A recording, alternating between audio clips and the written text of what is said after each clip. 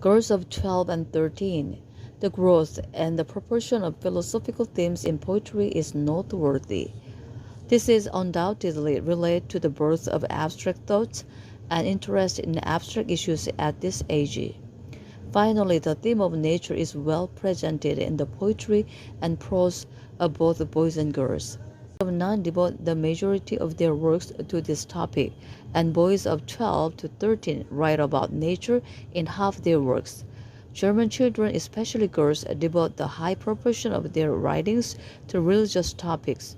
However, the theme decreases in frequency by age 16.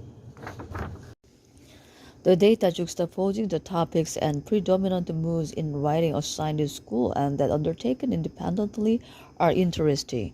Here we see that the same topics are very differently represented in the two types of creative writing. Here rate themes, for example, account for an enormous 54.6% of school writing, but only a modest 2.4% in independent writing.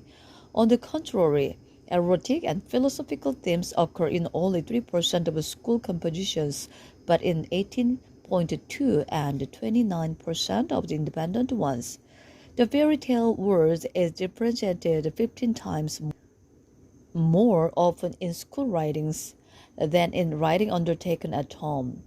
And finally, the so-called remaining topics occur in no school works, but in 28.1% of those written outside of school. The moods expressed by children in these two types of work are also dissimilar. Thus, for example, sad and serious moods are 5 times more prevalent in works written at school.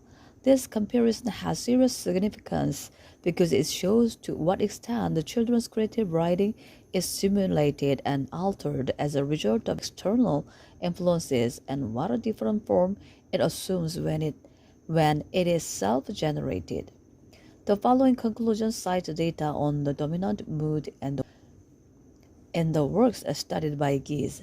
This result makes it clear that sad and gloomy moods are extremely rarely encountered in works by children and that cheerful moods are much more prevalent. Thus, while in boys' poetry these two occur in roughly equal proportions, 5.9 and 5.2%. In girls' poetry, a cheerful mood occurs in 33.4%, while a gloomy mood is present in only 1.1%. A